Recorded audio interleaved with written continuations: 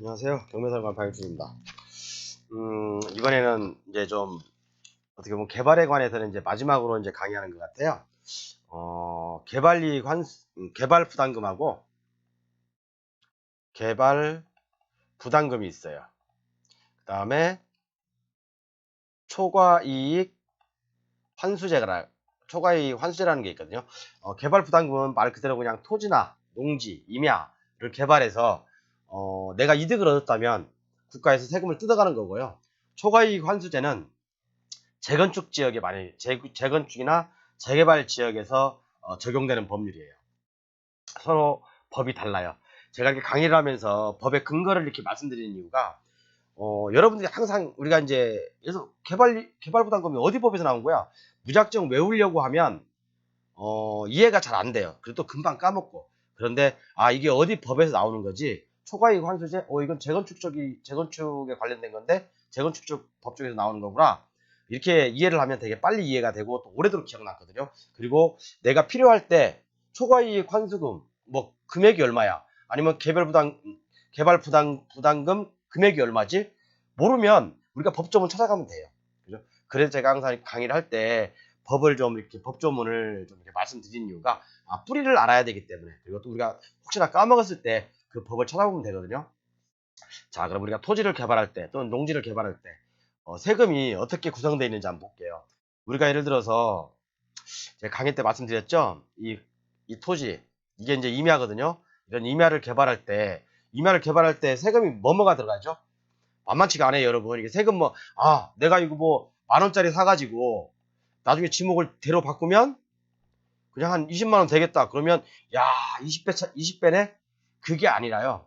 이 안에는 세금이 많이 들어있어요. 이 과정에는. 자, 그러면 우리가 이런 임야를 개발을 해요. 그럼 이걸 이제 최종적인 목적은 대나 창고나 공장이나 뭐 그런 용도로 이제 지목을 변경하려고 그런 거 아닙니까? 자, 그러면 처음에 임야다 그러면 뭐죠? 임야다 그러면 대체 살림 조성비 뭐 이것은 싸요. 뭐 한 제곱미터당 최대 1만 원 정도? 1만 원 정도. 그렇지만 농지 같은 경우는 최대 제곱미터당 5만 원인가요? 그죠? 최대 5만 원이죠. 그러면 한 평을 잡았을 때 15만 원 나와요. 그러면 대체 살림 조성비보다 농지 전용비가 훨씬 비싸죠. 자, 그럼 우리가 토지나 임야를 개발할 때 농지 전용비나 대체 살림 조성비가 들어가죠. 그다음에 중간에 뭐 또 여러 가지 취득세라든가 뭐 그런 거 여러 가지 들어가겠죠. 그다음에 뭐 이제 설계를 한다는 설계 비용이라든가 여러 가지 들어갈 거고, 그죠? 그다음에 뭐 이제 토목을 하면 토목비가 또 들어갈 거고, 그죠? 그다음에 우리가 또 간과하는 게 있어요. 간과하는 게 뭐냐면 개발 부담금이에요. 내가 이 임야를 이제 건물을 이쁘게 짓놓고 사용 승인을 받잖아요. 사용 승인을 받고 건축물 대장이 나오면 건축물 대장 가지고 등기소에 등기를 하는 거잖아요. 그럼 등기를 하면 지목이 이제 바뀌는 거죠. 그죠? 건축물 대장이 나오면 이제 이때 지목이 바뀌는 건데, 자, 지목이 바뀐과 동시에 어떤 게 나오냐? 개발 부담금이 나와요. 개발 부담금이. 제가 이제 초과이익 환수제는 나중에 이제 재건축, 재개발, 경매물건 할 때 그때 같이 하겠지만, 이번 시간에는 그냥 개발 부담금만 할게요. 시간이 좀 촉박해서 개발 부담금만 좀 하겠습니다. 그러면, 자, 우리가 이런 산지를 개발했어. 그러면 대체 살림 조성비, 그 다음에 뭐 설계비가 있어야 될 거고요. 그 다음에 토목비가 있겠죠. 토목비. 그죠? 그 다음에 이제 준공이 다 되고, 뭐 물론 건축비도 있겠죠. 그 다음에 준공이 다 되고 사용 승인을 받으면 이제 지목이 변경되는데, 그죠? 지목이 변경될 때 뭐가 나오냐? 개발 부담금이 나온다는 거죠. 개발 부담금은 말 그대로 내가 산을 개발 처음에 이제 10,000원에 사가지고 이때 개발 행허가를 넣었어요. 최초 개발 허가 일자를 기준으로 하는 겁니다. 그런데 그 인근에 개발을 다 끝내고 지목이 이제 대로 바뀌었어요. 그럼 대로 바꾸다 보니까 뭐 제곱미터당 예를 들어서 뭐 20만이라고 해요. 그러면 20배의 가치가 더 껑충 뛰어버렸잖아요. 그죠? 그러면 어떻게 보면 나한테는 내가 어떤 노력한 만큼의 대가를 얻는 거겠지만, 국가 입장에 봤을 때는 우리가 이렇게 다 허가를 내주고 했으니까 당신은 일정 부분 불로소득도 있다. 그래서 세금 내라 그거거든요. 그러면 어떻게 책정되냐? 여기에 이제 토목비가 들어가잖아요. 토목비. 땅 파고 돌 갖다 놓고 뭐 그런 비용들, 땅하고 돌하고 관련된 거, 그런 비용들을 제해줘요. 그 다음에 물론 취득세도 제해주겠죠. 어떤 그런 것도 취득세까지 제해주는데, 그래서 예를 들어서 이제 10,000원인데 20만원이야. 그럼 요게 이제 뭐 평당 5만원 들어갔어. 그러면 취득가는 5만원, 만원 하면 6만원. 6만원을 빼주죠. 그럼 14만원. 14만원에 대해서 개발 부담금을 내야 된다는 얘기예요. 보통 20%에서 30%까지 책정이 돼 있어. 물론 지자체마다 다 다릅니다. 그럼 제 교재를 한번 먼저 볼게요. 교재를 보면 설명드릴게요. 자, 개발 부담금은 도시지역하고 비도시지역이 틀려요. 도시지역 같은 경우는 990제곱미터 이상을 개발했을 때 개발 부담금을 내고요. 비도시지역 같은 경우는 1650제곱미터. 그럼 요것은 한 470평 되나? 요것은 한 300평. 그죠? 도시지역은 300평, 비도시지역은 470평 이상을 내가 개발했을 때 개발 부담금을 낸다. 나중에 이제 지목이 바뀌었을 때요. 그렇게 낸다고 보시면 되고, 물론 이제 예외 조항도 있어요. 특별시, 방역시 뭐 이건 한번 읽어보시고요. 그 다음에 아까도 말씀드렸지만 개발 부담금은 개발이익 환수에 관한 법률에 나와 있어요. 그리고 초과이익 환수제는 재건축 단지, 그죠? 재건축 초과이익 환수에 관한 법률에 나와 있거든요. 안 써놨네. 그래서 재건축 초과이익 환수에 관한 법률입니다. 그리고 개발부담금은 지금 하고 있는 개발부담금은 개발이익 환수에 관한 법률이고,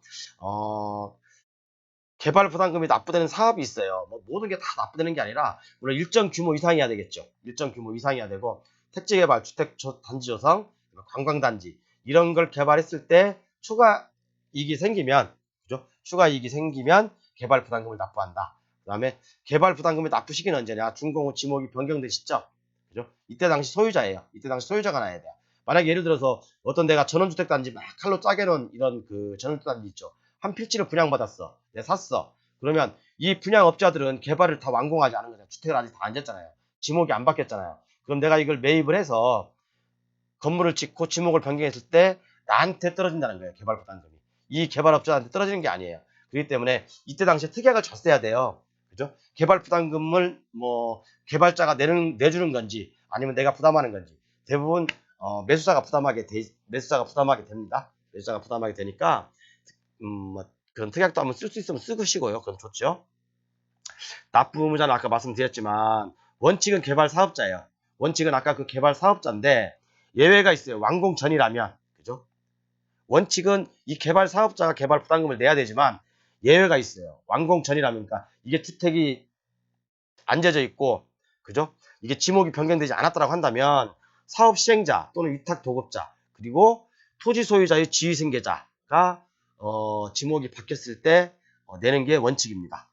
예외입니다. 그리고 납부 비용은 개발이익, 아까도 설명드렸죠. 개발 초창기 개발 내가 개발행 허가를 넣었을 때를 가격을 기준으로 하고 개발이 완공된 시점에서 이 가격을 평가해서 이 차액으로 개발 부담금을 납부한다. 단지 여기서는 토목비용이라든가 뭐 취득세라든가 그런 건 면제해준다. 이제 그런 걸 말씀드리고요. 특히 이제 분양 목적의 전원주택 단지에서는 좀 아까도 말씀드렸지만 이런 부분을 조심하셔야 돼요. 내가 이제 왜 나중에 이제 나중에 개발이 다 끝나고 막 몇천씩 또는 몇 억씩 이렇게 막 개발 부담금이 떨어지거든요. 그럼 놀래요, 사람들이. 내가 생각하지도 못했던 것들이 이제 떨어지니까 그런 경우는 좀 상당히 조심하시고, 그 다음에 분할후 개발 부담금을 회피할 수 있나? 라고 이제 질문이 하나 있는데, 어떤 토지가 예를 들어서 이제 비도시 지역 같은 경우는, 아까 몇 평이었죠? 300 몇 평이었죠? 330평이었죠? 약 300평이었죠? 그러면 내가 한 600평을 개발하려고 그래. 그러면 이걸 분할해서 뭐 이걸 갖다 먼저 개발하고 이걸 개발하면 개발 부담금을 안 내도 되겠네요 라는 사람도 있는데 지자체 조례마다 틀립니다. 지자체 조례마다 틀리기 때문에 이것은 대부분 한 필지의 토지라고 한다면 분할되기 전에 5년을 합산해요. 그렇기 때문에 이 부분도 필히 체크해 보셔야 됩니다. 분할하고자 할 때는 꼭 지자체에 확인을 해서 분할을 하고 난 다음에 개발을 하십시오. 그 다음에 특별한 내용은 없고요. 여기까지 이제 개발 부담금하고 초과이익 환수제는 제가 나중에 재개발 재건축 지역에 경매 물건이 많거든요. 그런 거 다 할 때 한번 설명 같이 해드리겠습니다. 감사합니다.